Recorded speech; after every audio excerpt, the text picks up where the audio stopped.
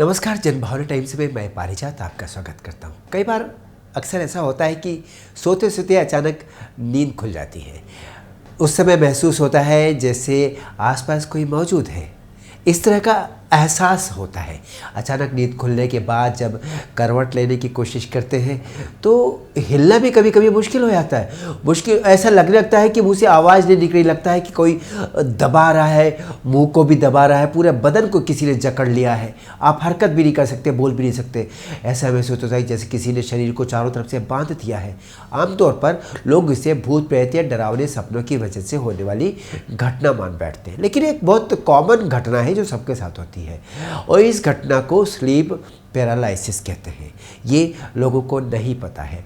क्या आपके साथ ऐसा कभी हुआ है कि सोते समय आप अचानक जाग गए हो और आपने अपने शरीर को हिलाने डुलाने की कोशिश की हो, लेकिन आप ऐसा कर पाने में असमर्थ रहे हो?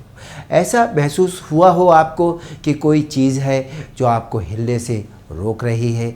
अगर ऐसा है तो आप स्लीप पैरालिसिस यानी निद्रा लकवा के शिकार है। इसको निद्रा लकवा आप हिंदी में कह सकते हैं। स्लीप पैरालिसिस एक ऐसी अवस्था है जब आपका दिमाग तो जागा रहता है लेकिन शरीर सोया रहता है। ऐसे में जब आप हिलने या फिर उठने की कोशिश करते हैं तब ऐसा लगता है कि कोई चीज़ आपको ऐसा करने से रोक रही है। दरअसल दिमाग आपका जागृत होता है, वो संकेत ही देता है शरीर को कि ऐसा करो, पर शरीर नहीं हिलता क्योंकि वो संकेत देता नहीं, वो सोया हुआ है। ऐसे में मन में एक डर का आ जाना लाजमी है। आपको लगने लगता है कि कोई भूत प्रेत की छाया है। ऐसा नहीं है। तो आखिर क्या है ये स्लीप पैरालिसिस? एक्सपर्ट्स कहते हैं कि स्लीप पैरालिसिस एक ऐसी अवस्था है जब कोई नींद से उठता है और देखता है कि उसका पूरा शरीर पैरालाइज्ड हो गया है। ऐसे में वो अपने शरीर के किसी भी अंग को हिला डुला पाने में असमर्थ महसूस करता है अपने आप को। उसे लगता है, अक्सर ऐसा उन लोगों के साथ ज़्यादा होता है जो नार्कोलेप्सी या निद्रा रोग के शिकार होते हैं। निद्रा रोग जिनको होता है, दरअसल कोई भी व्यक्ति जब सोता है तब दिमाग, शरीर और मन को शक्तिहीन कर देता है ताकि आप आराम से सो सकें। ऐसे में कभी कभी ऐसी स्थिति भी आ जाती है जब आपका दिमाग तो जाग जाता है लेकिन आपका शरीर सोया रहता है। तब क्या होता है?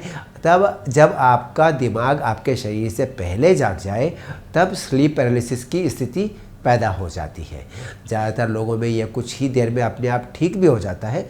निद्रा लकवा किसी को भी हो सकता है, लेकिन जो लोग नार्कोलेप्सिस या निद्रा रोग से पीड़ित होते हैं उनमें इसकी संभावना दूसरों की अपेक्षा अधिक होती है।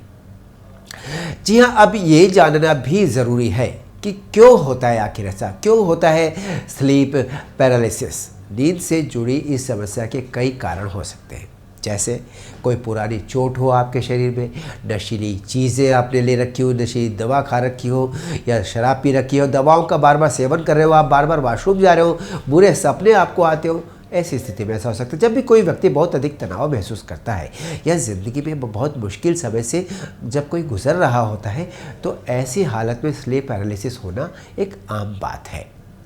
इसका खतरा बढ़ जाता है इस दौरान। एक्सपर्ट्स के अनुसार लगभग 40% लोगों को कभी न कभी इस स्थिति से गुजरना पड़ता है। स्लीप पैरालिसिस की स्थिति आमतौर पर युवावस्था से के दौरान महसूस होने लगती है, पर यह हर उस उम्र के लोगों को अपना शिकार बनाती है। हर उम्र के लोगों को अपना शिकार बनाती है, किसी को भी हो सकता है, ज़्यादातर जवानों में होता है। कई बार ये समस्या परिवार के हर सदस्य को महसूस हो सकती है।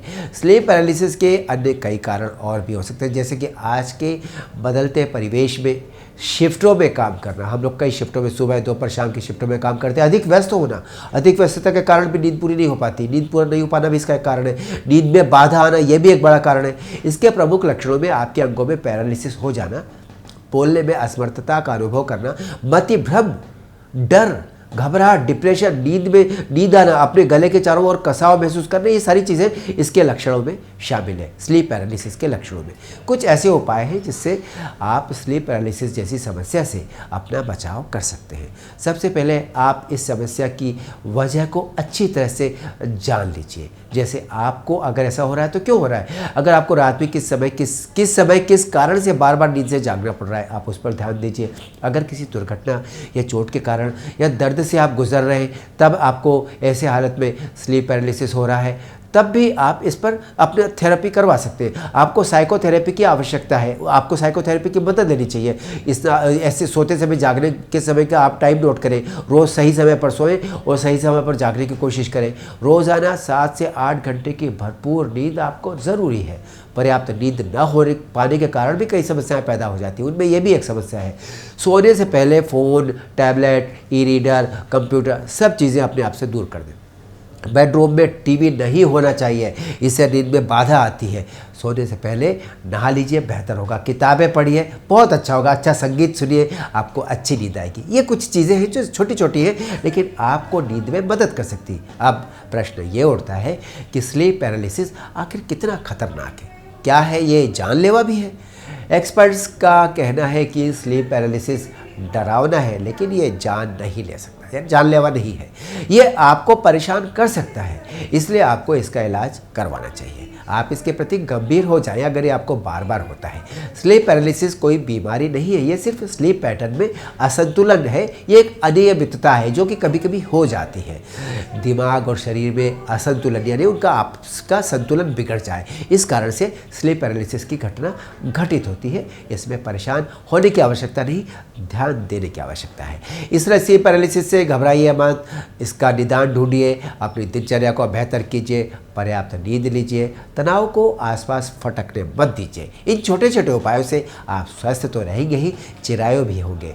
फिर मिलते हैं हम जनभावना टाइम्स के अगले बुलेटिन में। अभी दीजिए अनुमति। नमस्कार।